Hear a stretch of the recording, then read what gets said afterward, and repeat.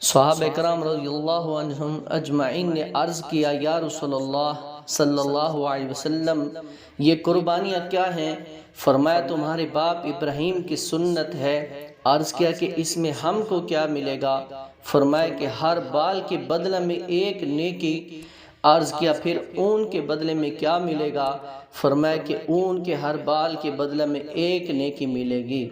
حضرت عائشہ رضی اللہ عنہا فرماتی ہیں کہ رسول اللہ صلی اللہ علیہ وسلم نے فرمایا کہ کوئی آدمی قربانی کے دنوں میں جانوروں کے خون بہانے سے زیادہ کوئی ایسا عمل نہیں کیا جو اللہ کو زیادہ پسند ہو، اور وہ آدمی قیامت کے دن اس جانوروں کے سینگوں اور بالوں کے ساتھ آئے گا اور اس کا خون اللہ کے نزدیک زمین پر گرنے سے پہلے مقبول ہو جائے گا۔